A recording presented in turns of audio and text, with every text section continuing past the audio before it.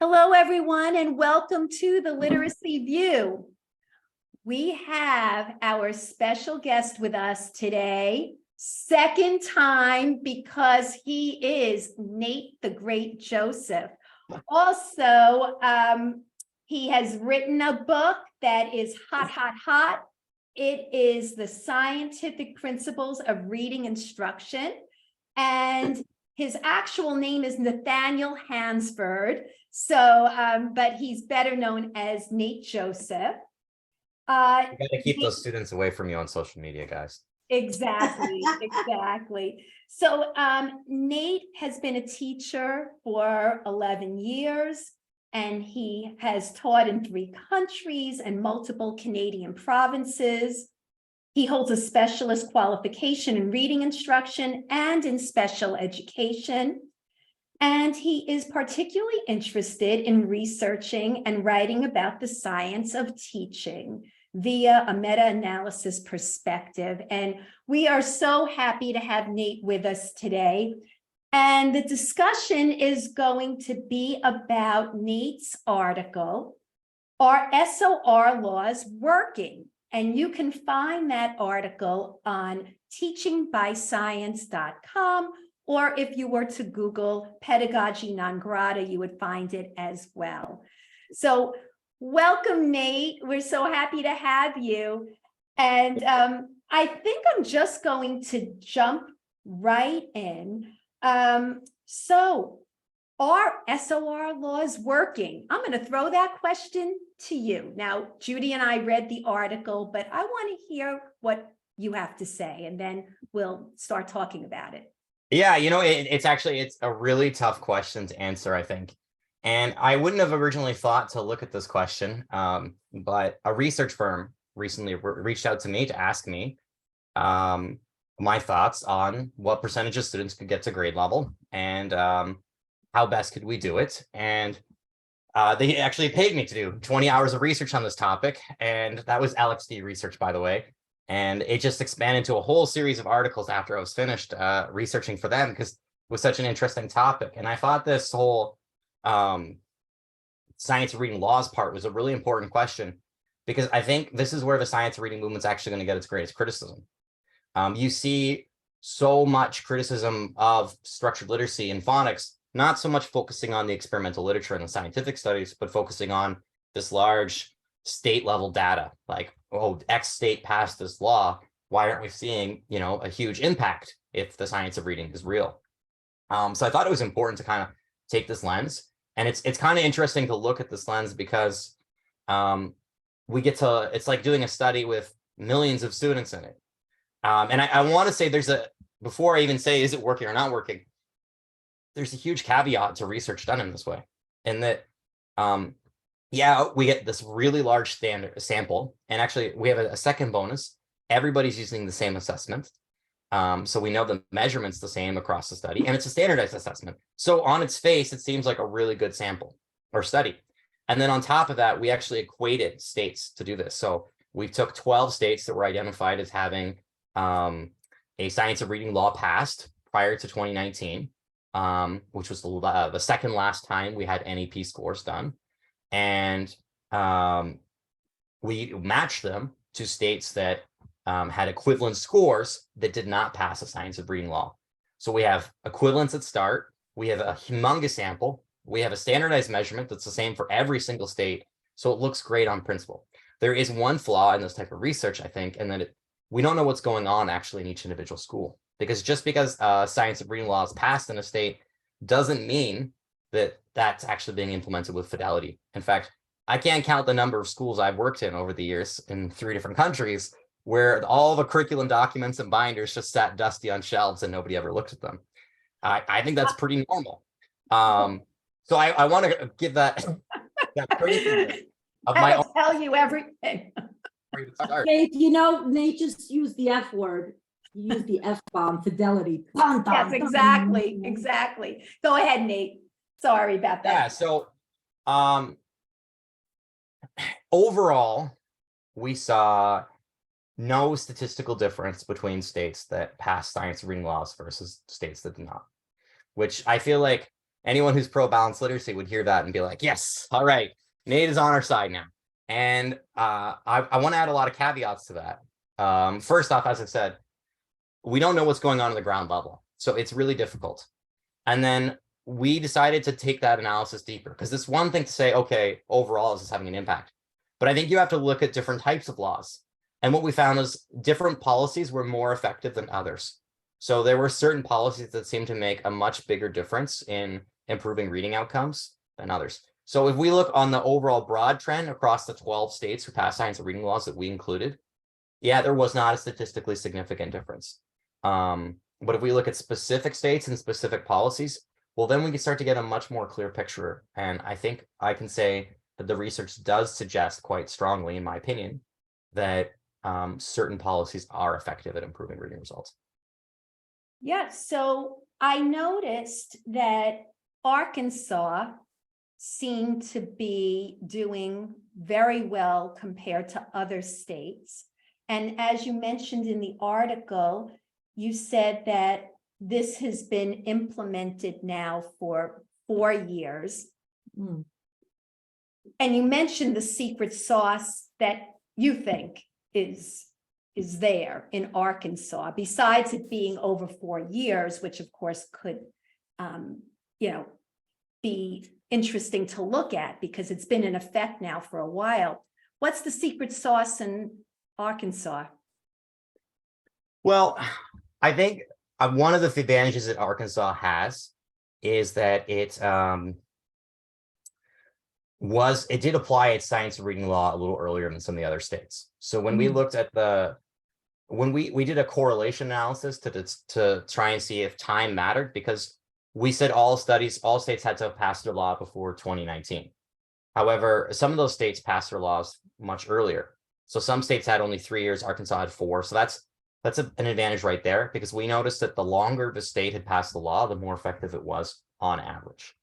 The other unique thing I think about Arkansas is that they're the only state in our list of states that we included that fully banned 3Qing, where it was like explicitly stated in the legislation that 3Qing is banned. Now, that said, because it's the only state that did this, I think it's a more difficult comparison, because for other factors, I could point to 3 or 4 states and be like, these 3 or 4 states did this, no other states did it, and this was the difference when we compare them to the states that did not. So I want to be careful when I say that Arkansas was successful because they banned 3Qing. I would more call it an interesting tidbit. It suggests that there might be something there, but I think we need more research. And in general, I think 3Qing is actually under-researched, which is funny because it's so hotly debated on both sides of the reading wars. And yet I think it's one of the most poorly researched elements. Now, I could make an argument against 3Qing based on the research, and I would be happy to do so, but I almost feel like that would sort of distract from today's topic of conversation. So, Judy, one thing that Nate mentioned in this article was that the 5 pillars of literacy were important to cover, as well as systematic phonics, as well as coaching. Woohoo! Woohoo! Fine. So, yeah. Certainly this got my attention. Your thoughts about any of those 5 pillars, systematic phonics, coaching? All right. So What say you? That's funny that you say that. You're speaking my love language. So I didn't take a lot of notes tonight because it's been a long day at work. I get on the train at 6:22 in the morning, coach all day, look at data all day, model lessons all day. But here I am, and those were some of the key points that I put down. Now, I thought it was really interesting. I mean, I wanted the numbers to be a little bit higher. I saw that, systematic phonics is super important. There's no doubt in my mind. I don't care. I'm not a researcher. I see it in the field, right? I'm boots on the ground. I'm sitting there seeing if it's implemented well and kids are being able to decode words that they could never decode before, and they're making those connections. That's huge, right? 5 pillars of literacy. That is Faith, I know why you're laughing, because people on some episodes said, oh, I don't believe in this, and the 5 pillars, and you got to throw in the knowledge building. We know, but there are some key components that we all know as professionals need to be in those classrooms that were missing for a very long time and not emphasized. We know phonemic awareness is important. We know that phonics is important. We know that phrasing and fluency is important. We know vocabulary is important. We know comprehension is important. And now we're focusing a lot on knowledge building and so forth. Those are all big pieces of the pie. I was a little upset that number, I think Nate's number, and I like data like Acadian's data. I don't know about this meta-analysis and all of that regular analysis. Well, this isn't really a meta-analysis, to be fair, but it's not, right? Yeah, I know. I'm getting there, Nate. So I saw 2.94. It was something, right? Something, I'll take it. And then it said literacy coaches, which I am still a literacy coach at the moment. And I think I'm pretty effective, but we'll see. 3.39. But the most interesting point was that I saw for the greatest effect, it had to be a combined approach. And that totally makes sense to me. I saw that the number, I think it's significant. I mean, mathematicians might not think it's significant, but at 5.07 as a combined effect, I think that's something. But, you know, like Nate was saying, there's going to be issues, right? Implementation is an issue.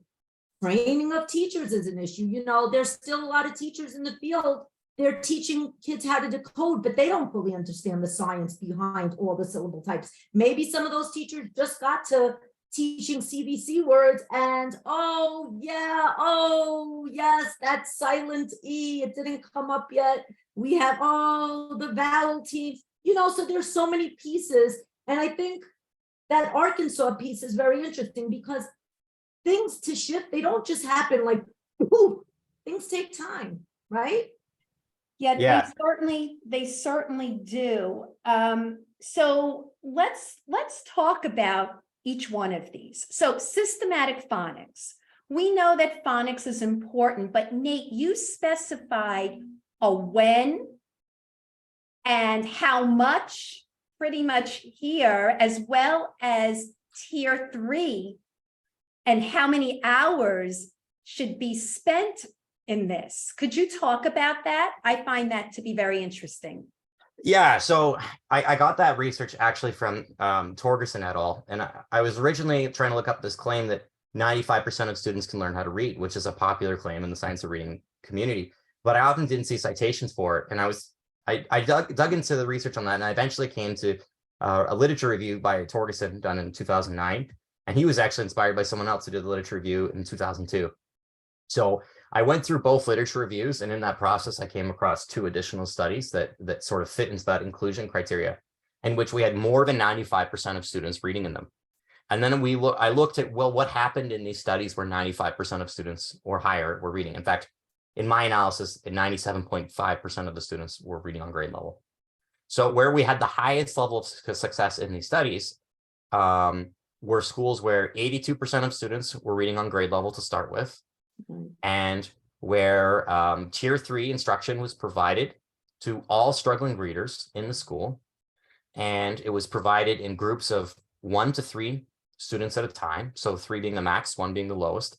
And there was provided with a minimum of 80 hours of additional instruction throughout the school year.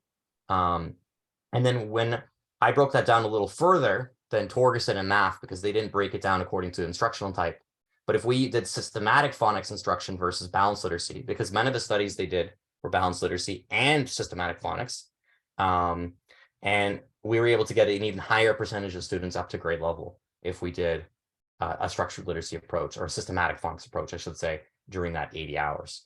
So I thought that was really interesting to point out that all of the studies where we have this really high level of success had those commonalities.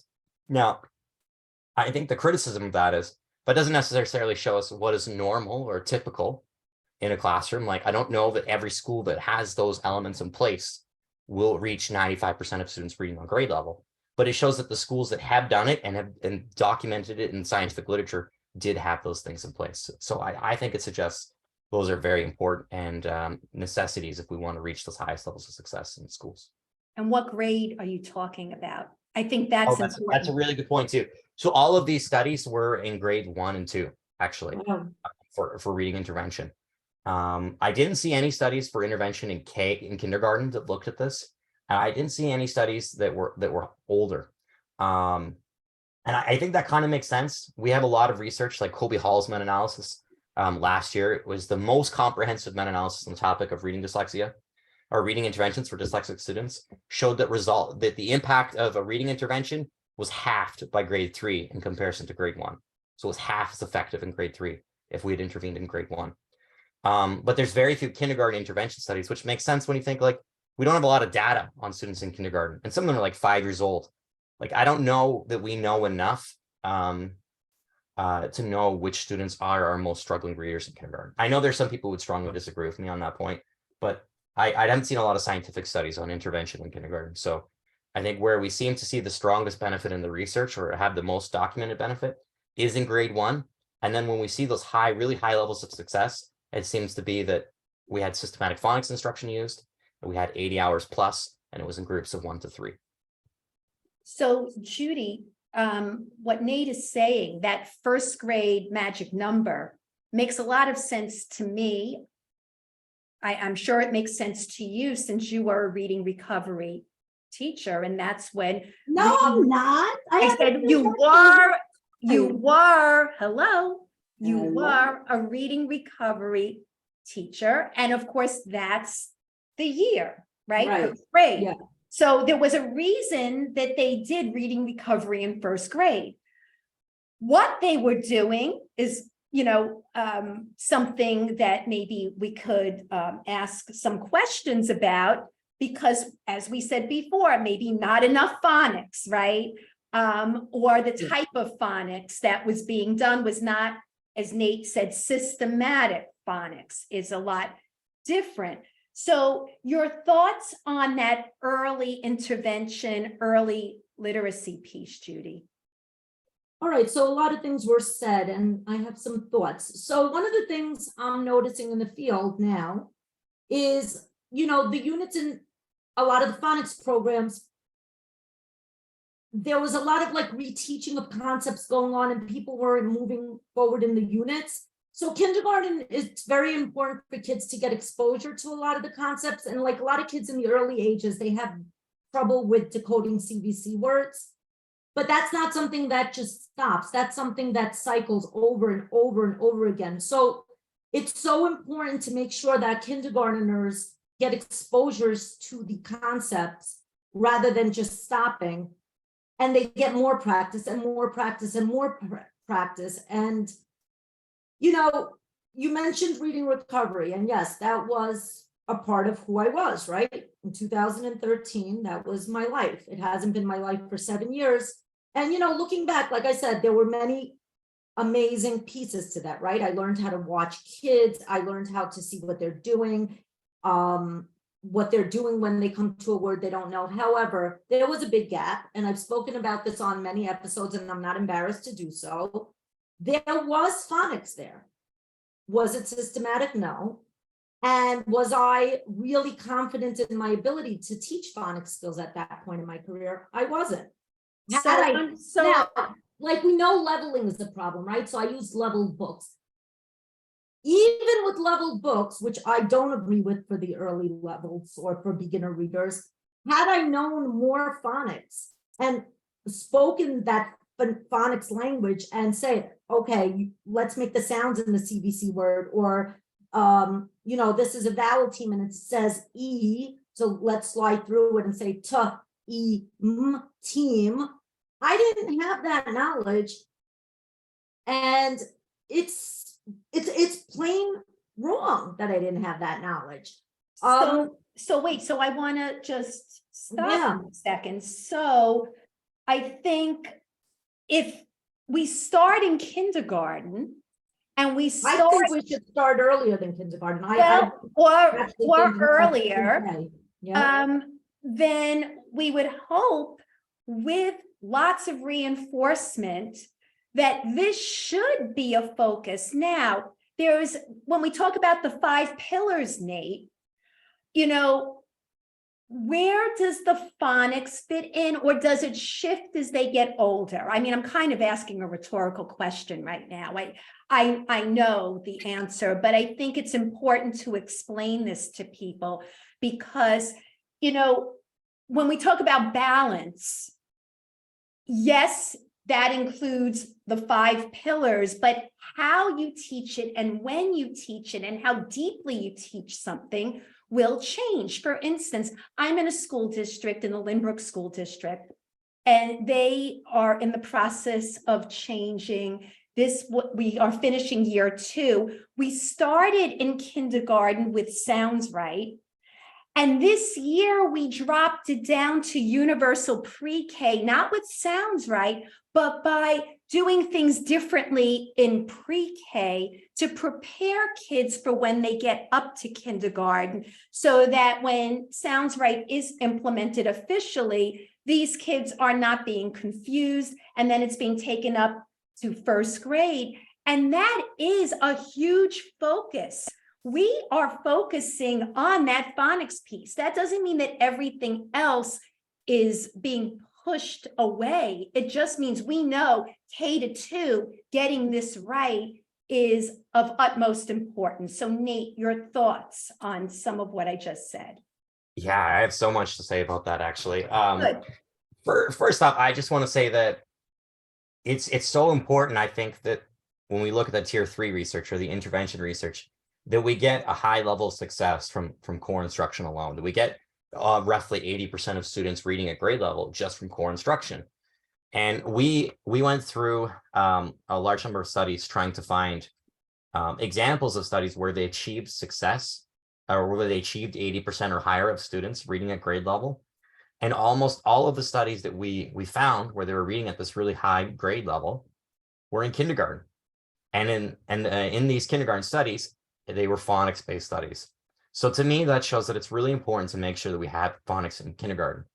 And there are experimental studies showing phonics instruction works in pre-K.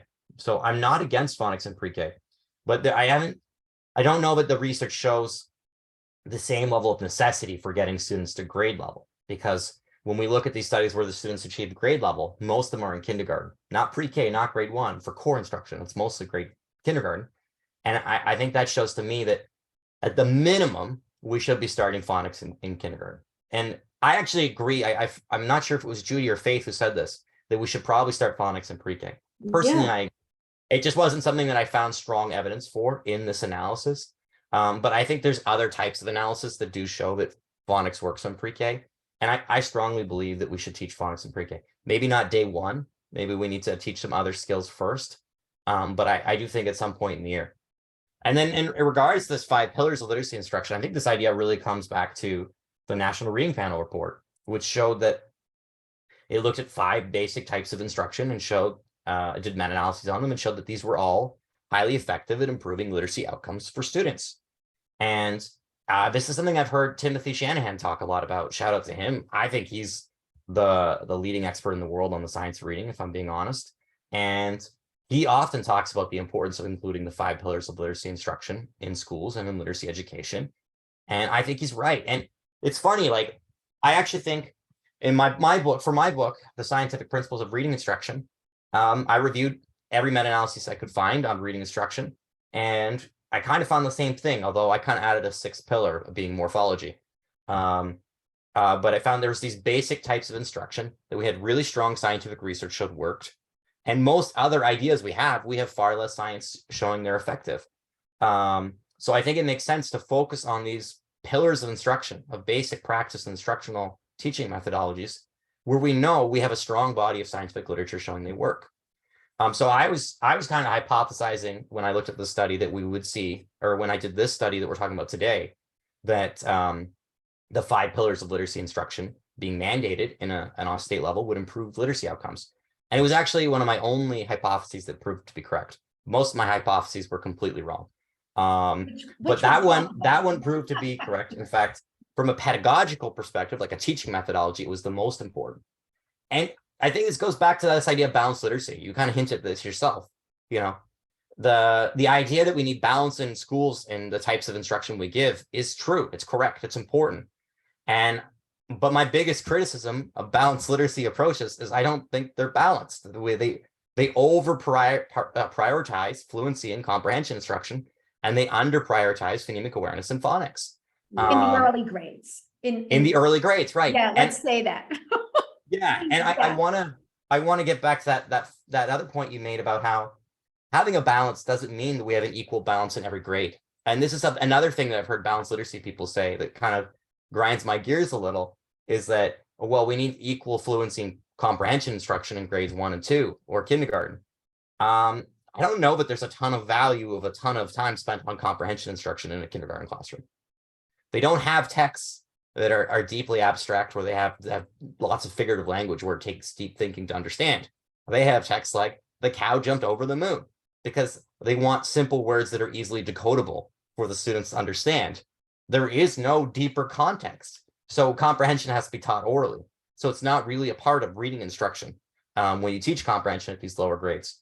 So does that mean that I think we should teach no comprehension in kindergarten? No, I think it's okay to teach some comprehension. I think it's a good idea.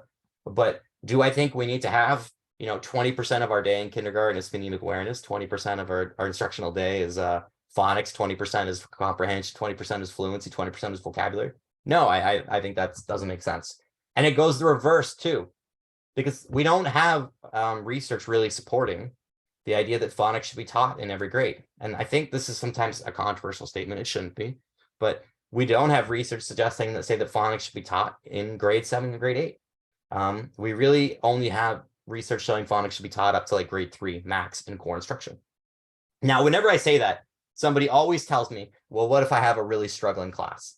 Can I teach phonics then? And my answer is, of course. This is another place where I think actually sometimes balanced literacy people are correct.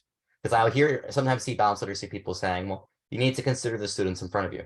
Right. Well, actually, I agree with them on that. I think I have had, in my experience as a teacher, older classes that were struggling, and I gave some phonics in my instruction to those students. I think it's perfectly fine to be like, hey, this class scored really lowly on my assessments. I'm going to give more phonics and phonemic awareness, even though the research says I shouldn't.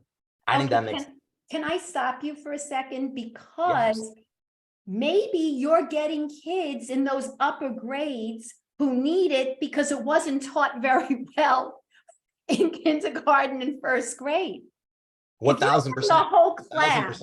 Think about it. If you're getting a whole class where they can't decode very well in 7th grade, that's a red flag to that district that maybe they really need to look at their tier 1 instruction differently. But I would think so. To me, that makes sense. That's number 1. Number 2, what you're saying is pretty much what our guest Maureen Ruby said. So we had Maureen Ruby on, and I hope people will tune into that episode. I knew Maureen from Reading First. And of course, you'll hear people say all these things about Reading First. It didn't work. It's all about phonics, blah, blah, blah.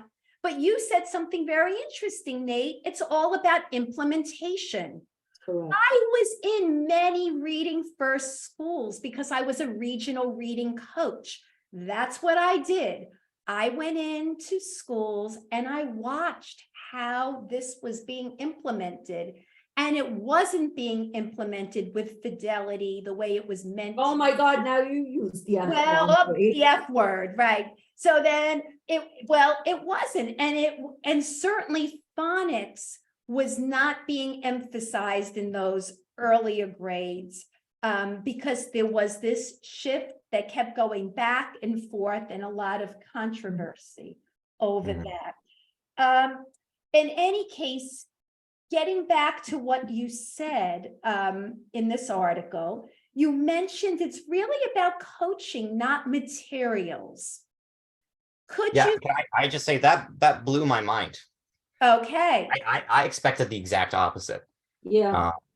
I'm not surprised. Because well, everybody that's exactly what Maureen said. And she said there's no perfect program. Yep. And that it's up to To- districts right, to and it's really know the important. standards and fill in the gaps. Yeah, you know, it's funny. I think a lot of people have reached out to me to tell me that that was a part that they really felt. That they felt like, yes, coaching is important. And I used two different types of analysis in this. I used basically, for lack of a better word, I used a random effect analysis and a fixed effect analysis. And in the random effect analysis, the coaching outcomes were really, really high. It was like 7% improvement. Now, Wow. 7% doesn't sound like a lot, but when we're looking at these big state level studies, it's huge. It's humongous. Right. And I kind of expected materials to have the biggest impact. Now, which is not what I want, because, you know, I'm someone who writes about basically coaching, and I'm someone who has books on the science of reading. So it's not really helpful to me to say that, well, I'll just go out and buy, you know, a program that's great and you're Right. covered. But at the same time, the research into coaching that's experimental, like scientific research on coaching, where they go into a school and they give teachers literacy coaching, and then they measure, do they do better than a school that didn't get the coaching? Those studies all seem to show low results. And yet the studies where we do give teachers a program and don't give them coaching seem to show much higher results. So I was really kind of confuddled by that, because just giving a program and nothing else actually showed negative results in this analysis. And I would have guessed the opposite. And my kind of guess as to why programs might work better is because if I would hope a good program is sort of, for lack of a better word, dummy proof, in the sense that a good program should be something that anyone can use, and it doesn't require a lot of fidelity, and it's easy to implement. That's what I would hope, at least. Whereas coaching, you know, it's complicated. Like the science of reading is complicated, and planning lessons on, you know, a science-based approach is difficult. And I think it takes a long time to learn about these types of instructional practices. So I would have guessed that, like, just giving them like tools that they could use would be more effective. And I'm not exactly sure why giving people tools on the state level doesn't seem to work. Because if we look at, like, on a study level, if we look at experimental studies, it does seem to work. So clearly something is not matching between scientific studies and what's actually happening on a state level and in classrooms. Maybe it's because the length of this was 3 years, because we waited 3 years in between NAP results. And there's really, I don't know of any phonics studies that are 3 years long. So maybe that's the difference here, that, you know, maybe a program helps teachers for 6 months, but it doesn't make a statistically significant difference over a 3-year time span. Or maybe coaching is way more effective over a 3-year time span than is giving people a program. My other thought is maybe it just states are really bad at picking programs. Because when I do look at state lists on programs, I have some questions about how they selected the programs that they did. So I kind of wondered if that was why materials didn't work, but I don't know. And this is, I think I used to really care about the why, and over the years I've become much less concerned about why something works or doesn't work, and just become concerned about what does work. Because from a science perspective, answering the question of why is really, really difficult, but it's kind of easy to answer the what question. And I feel like people, they get really invested into the why. And it's so easy to get proven wrong. If I had hypotheses, like 3 or 4 hypotheses for this article that all got proven wrong. And I'm someone who spent years researching the science of reading, and I would have thought I'd be reasonably good at it at this point, but apparently not. Most of my hypotheses were wrong. So Interesting. it's almost easier, I think, to just say, hey, this is what we know based on what's available to us in the evidence. Yeah, I love that you admit this so freely, Nate. It's so refreshing that you're like, yeah, I was wrong about this. Yeah, he's humble. He's humble. Exactly. And So- he keeps it moving, right? He learns something new, he says it. And then, you know, we try it. And then if the research changes, we have to shift again. That's part of the process. Yeah, that's life, really. So Judy, this idea of coaching and not materials. You know, we talked to Maureen, and we talked about curriculum. And one of the things that did come up was this content-rich curriculum that many people are talking about. And we said how important knowledge is, But at the same time, Maureen said, you can't teacher proof, if you remember, by putting in the perfect program, because that's not going to happen. There's no perfect program, but we should look at this the other way. And we should try to curriculum proof by building teachers. That's pretty much what she said, that we could curriculum proof anything if we have knowledgeable teachers. And she talked about the just ready teacher with us, right? That instead of just always looking to do tons and tons of professional development and reinventing the wheel, we want to try to build teachers up at the university level and having them come in with a certain skill set to be able to do this. Maybe that's why the coaching is so important here, because that's the pivotal piece, is the teacher. Your thoughts on coaching as a coach? All right, so I have a lot of thoughts. It's funny, I had the word resources written down before you guys talked about it. I also had data collection written down and a whole bunch of other terms. So I think, honestly speaking, I think literacy coaches could be a game changer. I really do. Especially somebody like me, right? I'm not afraid. I'm modeling lessons. Then, I'm releasing some responsibility with co-teaching together. The proof is in the pudding. Like, old school ways of some coaches, they would come in, not from the DOE, but other coaches, they would come in, they would just watch people, give people feedback and not get down and dirty. I think effective coaches means getting down and dirty with those kids, modeling those things, showing what it means to echo something, like even how you hold baby Echo in foundations. I'm holding him out. Why? That's for the kids to echo. The teachers have to see that. But I think that those resources are really important. I think maybe resources didn't come as high on the list, because if you just give a teacher a resource and say, here, they might not be likely to use it. But if you're working in a coaching cycle and you're like, somebody says to you, oh my God, Judy, they're doing fine in foundations, but oh my God, they're still not reading. What do I do? And then you have that rich, impactful discussion of looking at the data as a team, right? Seeing what's going on oral reading fluency. And then you're like, you both listen to the kid reading and you see the child is having trouble decoding those words, and they could do it in phonics instruction, but can't do it in text. What does that mean? Hey, I think the kids might need some decodable text. Let's look at these resources together and see it in action. I think that's a big piece of it. Not just saying, here's your tools. Like at some point I was given a foundations box. When was it? Like 7 years ago, and I was afraid to open it, right? I didn't have anybody showing me how to use it. I wrote about that in my book, about literally unpacking the material. Right. I was petrified. And then, I had the luxury of being sent to the city to see foundations training in action, right? And then I wasn't scared anymore. And then they told me what to try in the field.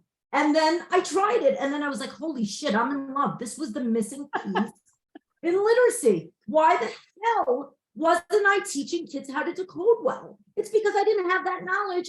And that's why I'm so lucky to have Nate in my life, because he keeps enlightening my life. Yeah, Nate, you're really helpful. Did you know, Nate, that you're the man in her life? No, I have a different man in my life, but Nate is one of the big guys. We're honoring men this month, and Nate has been a really big piece of it, And another great person that's been a big piece of it is Wiley. He's coming on next. Boom, I read a book of his, and I learned everything about teaching kids how to decode in 2 pages. Where the hell were these 2 pages when I was in college for my master's, for my undergraduate? Why did it have to take me reading Wiley's book and reading Nate's studies to get more familiar with what the hell needs to happen in those classrooms? It gets me a little bit upset, but I'm a thoughtful person, right? Next year, I see some of the data still not where it should be in schools, right?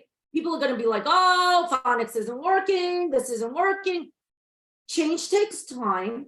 Data doesn't shift overnight. And, once the kindergarten gets stronger, the first graders are going to come up a little bit stronger. You know what? Once And the I'm first gonna, graders come up, the second graders are going to come up stronger. But the other thing is, we talk a lot about tier 1. Now I'm glad Nate finally somebody mentioned tier 3, because that is so damn important too. But I gotta tell you, tier 2, that's important too. And I don't know if Nate has the numbers and research to support that yet, but it's common sense. Kids are reading a passage, right? You're reading a Geodes passage with the whole class. You're doing it together. You're doing it quarterly. You're echo reading. Some kids are still having trouble. They're almost there. Why not take that passage in a smaller group and look at that same passage and do it with extra support? So my point is, I get a little bit upset because people expect change overnight. Even me, I'm looking at some of the data and I'm like, holy cow, these second graders, oh my God, they're doing well on tests, but that oral reading fluency, they're still in the red, but it's just a process. It just doesn't happen instantly. That's okay, it. so you mentioned a couple of things, Judy, and you Were they good or talked bad? about, no, not good, but just what you mentioned, kindergarten, building up kindergarten, and then that affects first grade, and first grade then affects second grade. I have to tell you, the district I'm in, Nate, as a consultant, I'm working with them, and I go in and I do the embedded coaching like Judy was talking about. They started in kindergarten. They didn't make this change in the whole district right away. They started one grade at a time. This year, the focus is first grade. Next year, it will be second grade. But there's this cohort that's moving up. They started with changing phonics and putting a real spotlight on phonics. My question to you, Nate, is because Judy mentioned tier 3, you said 80 plus hours. Talk about that a bit, because that's a lot. 80 plus hours. I'm thinking a half hour a day, that's 2.5 hours a week. On average, maybe 10 hours a month, 80 hours. Well, there you go. Like that, that's a lot. So are districts really getting this type of tier 3, 80 plus hours instruction with a focus on phonics in those early grades? Your thoughts, Nate? I don't think so. And I think that's something that's really missed. So one of the things I also looked at in this analysis of the state level laws was an increased focus of tier 3 instruction. A lot of these states said, well, tier 3 instruction needs to be mandatory. We need early screening. Students who are struggling need to be given additional instruction. That's great. But I don't remember seeing any that mandated like a specific amount of time of instruction. And like I said, it's not so much that we were trying to find what was normal. We took a look at these studies where the results were already high, and we knew the results were high. And then we looked what was the commonality between these studies. And in all of them, there was a minimum of 80 hours of instruction. I didn't find a single study with less than 80 hours of instruction where the students got to grade level at high levels. So to me, that says that part of this comes down to funding. Like if states and districts want to make it a priority to get most students, or the majority of students, to grade level in reading, well, then we have to say the funding has to be there for the tier 3 instruction. And I think that's kind of an elephant in the room. I think I see a lot of people on Twitter talking about how if we implement the science of reading, 95% of students can read. And I don't think just implementing evidence-based practices in the classroom is enough to get 95%. We need to have the resources, the human resources available to students if we want to reach these really high levels. And I'm not aware of too many states or districts that offer 80 hours plus of instruction to struggling readers. And I don't necessarily blame any school for that, because I'm sure it comes down to funding. How many districts are getting the funding that allows that to be possible? So it's kind of an uncomfortable thing, in the sense that it means that if states want to have really high literacy levels and really high levels of success, it's going to cost something. It's not free. But I think also the tier 3 instruction is only one point. In these studies where we had high level success, like I said, there was already a high percentage of students reading at grade level prior to the interventions even happening. So we got to get that core part in place. And that comes down to, I think, evidence-based instruction. And I think a lot of people will point to class size. And actually the research, as far as I can tell, in class size does not show really strong correlations to reducing class sizes and improving instruction or achievement No. levels.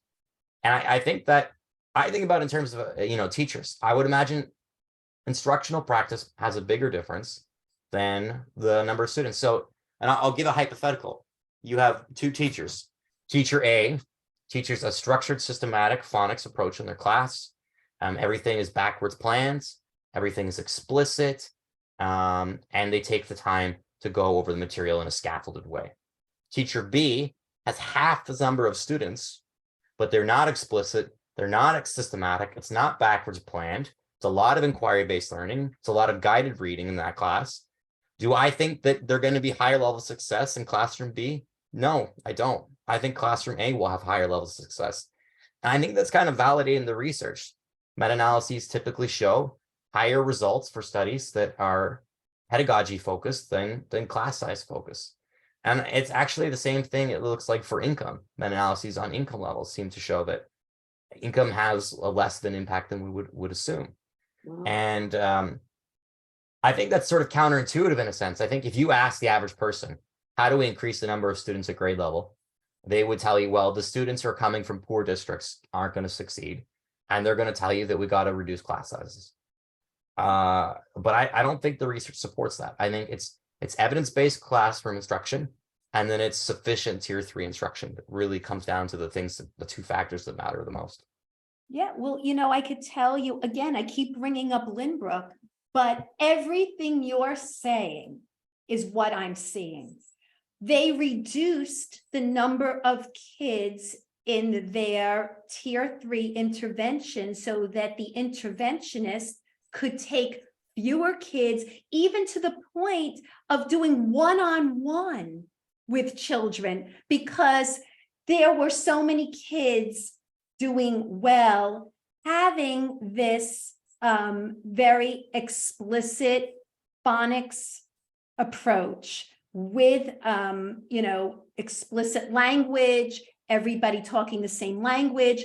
And of course, I was also in their coaching on a weekly basis last year in the kindergarten classrooms, and this year across first grade and special ed classes, and the coaching was regular. So everything that you're saying seems to make sense to me. So let's switch gears to these laws, because that actually was the name of the article, right? So now let's talk about the laws, because a lot of people are very much for having this in writing, having states be held to certain standards and laws, and some of them don't really do very much. And people might get upset. You even said, it might sound as if I'm against this, but you're not. It's just that you're just, don't shoot the messenger. You're just kind of saying what you're seeing. So could you talk a little bit about the legislation and implementation? Because those are two areas that you mentioned here, legislation and implementation. Yeah, so part of why I did this analysis is I figured it was only a matter of time before someone who was really not in favor of the science of reading did this type of analysis. And I wanted to be able to do it first so I could have a better understanding of what was going on. Because when you look at these really high sample size studies, you almost always see low effects. And I think it comes down to the fact that what you want to be happening in the classroom is not necessarily going to actually be happening. So I think if we actually had systematic phonics and the 5 pillars of literacy implemented and mandated across schools in a whole state, I think you would see a very large effect. That would be my hypothesis, at least. But I think the difference between achievement and what we see is probably in part due to this fidelity thing. Not to drop the F word on your show again. The Although I F-bomb. haven't dropped the Lucy Calkins word either. Oh, no. Uh-oh, here we go. Nate, drink up. Oh, I'm sorry, I don't have a beverage. I He's a apologize. father that just put his baby to sleep. But you know, when I looked at these laws, I had a kind of concern because it just felt like there were so many things in them that I worry that it's almost like we're shifting so much focus across so many different things that I kind of worried that how well could any of these things be implemented when there's so much in them in the first place. I almost wanted it to be simple. This actually led me, by the way, to the hypothesis to that a shorter bill would be more effective than a longer bill. And I actually tested this and I was wrong. My hypothesis failed. So it did seem that more comprehensive bills weren't a bad thing. But I'm not going to pick on any state here, but I did see some things that were not evidence-based or not well studied, recommended in some of these laws and mandated. And I got to be honest, that made me slightly uncomfortable seeing things mandated in law that didn't really seem to have a strong research base from what I could confirm. But when I looked at the states that had the lowest results, they tended to focus on materials. They tended to focus on assessment, which I kind of makes sense. I think, you know, if you just change the assessment but not the instruction, obviously nothing's going to change. And the other thing they did was they focused more on the university level, changing the training of teachers at universities. But that makes sense that wouldn't have an immediate effect when you think about it, because those teachers aren't even necessarily in the workforce yet. And if they are, they're first-year teachers. So I wouldn't imagine that would have a strong impact. But again, what I saw was that if they included systematic phonics, if they included the 5 pillars of literacy instruction and mandated that all classrooms or all schools had to be teaching the 5 pillars, and if they had coaching to help guide teachers through this process, that's where we saw the highest results. Which there at least 2 parts of that seem to be well established already in the scientific literature. Like we already know there are many meta-analyses looking at the 5 pillars of literacy, maybe not all at once, but in each individual piece, showing that they're very effective at improving instructional results. And we have many meta-analyses showing that systematic phonics improves educational results. So I think it makes sense that Nate, can I interject? So Yeah. why is each state making its own laws? Why isn't it coming down like on a federal level, like so that it's more uniform? Why is it like state by state by state by state? I mean, I think that's a constitutional question. I don't know about the United States because I haven't studied your constitution as well as my own, but in Canada, constitutionally, it's a provincial issue. So the federal government has no authority over education in Canada. Only the provinces can pass legislation. And we're doing the same thing. Most of the provinces seem to be mulling over the idea of a science of reading law right now. But they're all doing it individually separate from each other. There's no one law coming down. But you know, there's almost an advantage to that, because now we have this fun little thing where all these states are passing different laws and we can monitor all these states over time. And if one state starts to really excel past other states, we can go take a look at what's going on in that state and say, hey, they must be doing something right. So I think there is some advantage to having it on state level. It stops the disaster of one person coming in and implementing, or one president coming in and implementing a terrible. And I guess that's, I think it's kind of exciting for New York City. You know, I'm a New Yorker. I live in Connecticut, but born and raised in Brooklyn. It's interesting because in New York, every time there's a new mayor and chancellor, you're starting at square one. So maybe now that these state level changes will be made, regardless of a new mayor or new chancellor, hopefully things will remain positive. What do you think, Faith? Well, all I'm thinking right now, I was listening to every word you said, and I'm thinking about England, how internationally they moved up to number 4 internationally, according to that assessment. Oh, I can't think of it. The PISA. Yeah, there you go. Say it one more time. The PISA test. The PISA. I think it's the PISA. There's another name, but it's one of these international. OECD. Say it again. OECD. That's where it comes from, but the PISA, but there's something else. But they just recently moved up to number 4. They have a phonics check there. All right. And yes, England is much smaller than the United States.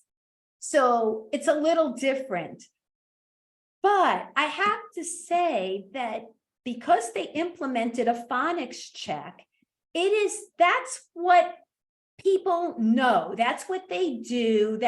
Everybody's on the same page. So there is something to say for that. And during the pandemic, where everybody was losing ground, England didn't. So, I mean, why aren't we looking at a country like England with a phonics check and seeing what they're doing? You know, I do think that's important, that we should kind of look maybe outside of our country and look at other countries and see what they're doing differently. Faith, can I ask you something? Yes.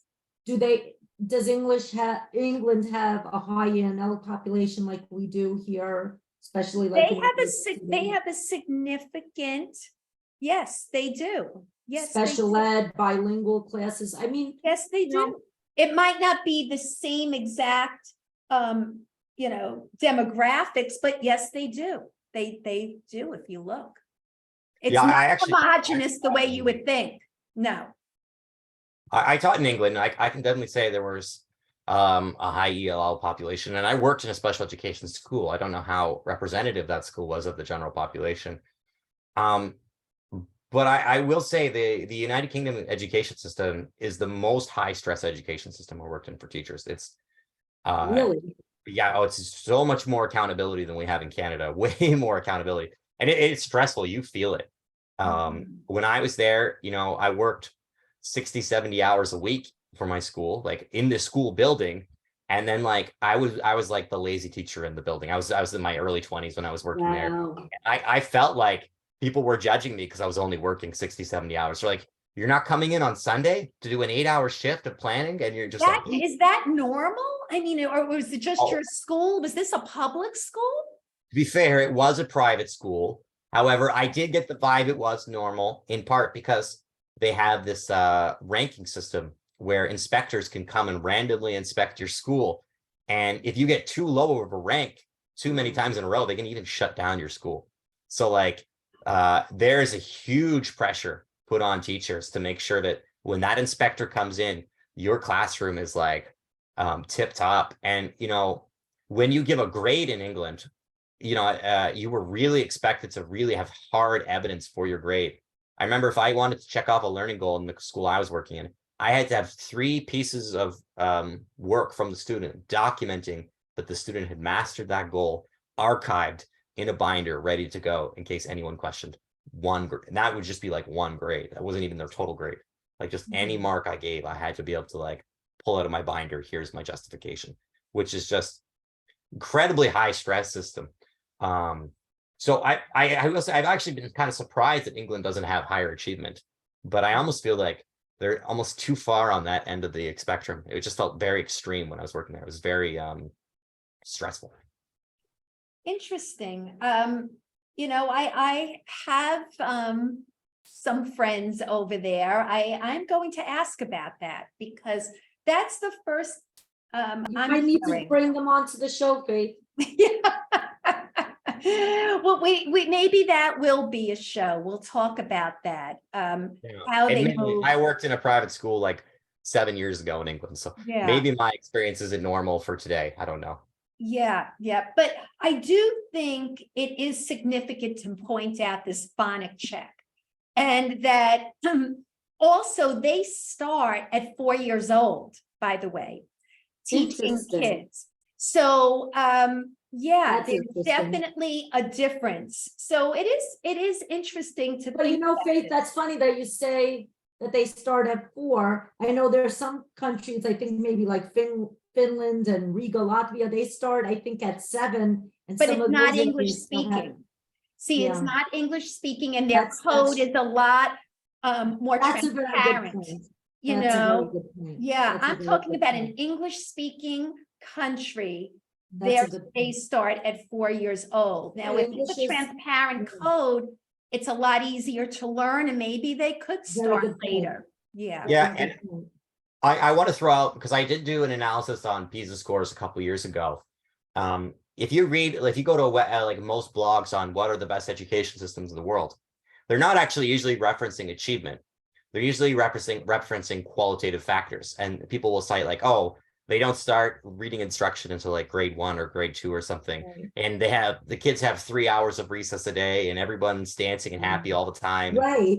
Amazing.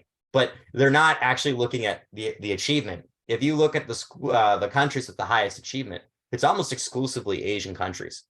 Yeah. And I've also worked in Asia, and I was definitely lots of explicit instruction, very systematic, and there was lots of tier 1 and tier 3 instruction.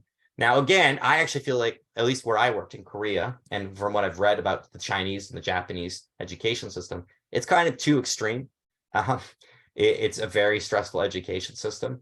But I think it takes the fact that these are all the highest performing countries sort of takes the steam out of the argument that some of these Nordic countries where, it seems very extreme constructivist, almost like everything is play-based learning for all of Yeah. elementary school, are the best education systems in the world. I don't think that you often see the claim that like Norway and Finland are the best education systems in the world. I don't know, but there's actually any objective validity to that. I think it's just people like those education systems because they seem lovely, for lack of a better term. Very And I'm interesting. sure we got to find a balance between, focusing on achievement and improving educational results. Uh-oh, you said the word balance.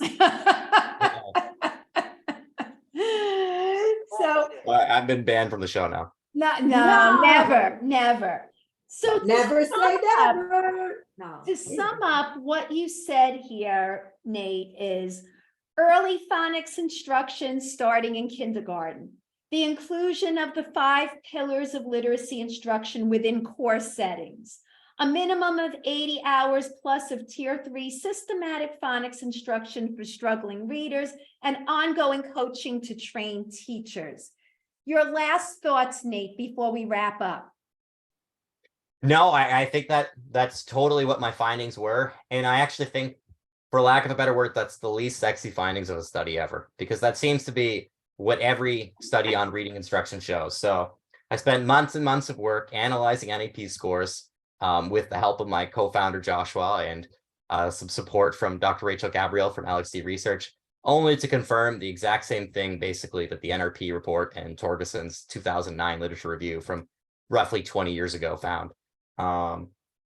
But it is nice to see that working on a state level. And if you don't mind, I'd love to give a little plug at the end of this, if that's okay. Do it right now. Do it. Okay, well, I am doing a charity giveaway this month. So Oh, nice. Yeah. if you heard about my book at all in this conversation and thought, oh, if that sounds interesting, I am donating 100% of profits to the food bank for the month of June. So if you would like to get the book, it's a great time to check it out. We'll put your book in the notes, in the show notes as well. And Maybe with a live that's link or great. something, right, Faith? And Judy, any last thoughts that you have that we might have missed?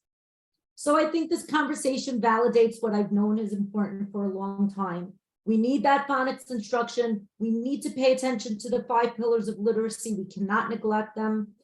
Literacy coaches, keep doing what you're doing, even if the data is not shifting as fast as you want it to shift. Stay the course. Slow and steady wins the race. Please, please, please, teachers, coaches, administrators, the data is not going to shift in year 1 of implementation, probably as much as you'd like it. Stay the course. Think carefully about how you're allocating the time in your literacy block. I know we mentioned a lot about tier 1 and tier 3. Think about every piece of that pie, tier 1, tier 2, tier 3. And the key that I think is missing from a lot of classrooms, and I hope that people listening today think about, is giving kids time to practice things that they're learning in isolation. If they're seeing these words and they're decoding them just in phonics, and then all of a sudden they're given an oral reading fluency or something like a cadence where they have to read the text, but they've never practiced reading text without those pictures and seeing lines of text on a page, they're not going to do well. So it has to become an authentic part of the day that kids are getting practice, reading to a partner, reading to their parent, reading to the teacher, and also teachers, coaches, give those kids explicit feedback on what they're doing well or what they need to improve on. No more good job. I like the way you just slid through the word. Oh, I love the way that you just noticed that vowel team and it says E. Let's go through that word. Keep giving them feedback, but let's allocate our time and let's not have a fake MTSS system. I know we did one episode on that. It can't just happen for 3 weeks and then it stops and then, oh, next year we'll do better. It has to get better now. So my last thought is, we've known this for a long time, as you said, Nate. You know, I've been at this for a long time. I was part of Reading First. And, you know, I think all the things that you said, we knew over 20 years ago. And, you know, I'm hoping now things are a little bit different, that things are changing. But I do think it's important that people have realistic expectations when they are looking at these SOR laws across the country, thinking that that alone and getting a certain program in place is going to change the world. You know, it's not going to happen that way. And that's not opinion. You know, that's why we bring Nate on, because, you know, he's looking at this in a holistic way, and he is digging deeply into these areas, and we appreciate that. So I do want to tell, you know, a note to, you know, to parents, when you are looking to push SOR laws, simultaneously, we need to make sure what we're doing, what's happening. Are we clear about what the science really is and what it's not? Because sometimes what I'm seeing, especially on social media, is a lot is being pushed at people as if it's a done deal, as if we have all the science behind what some people are pushing. That's not the case. So those are my last thoughts, to be clear, and to really look at Nate's article, are SOR laws working, and in particular, the summary of what he said that outcome is.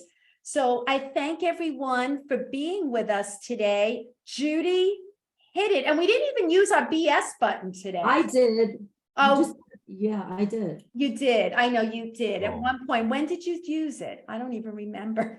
I think I think Nate used the word balance, but not in the way that, you know. Oh, okay. All right. It was I'm a just half up. Yeah. And all right, so I'm finished with the last thoughts, although I hope as these laws go into effect, if the research or something changes, think about that. The laws might need to change and shift.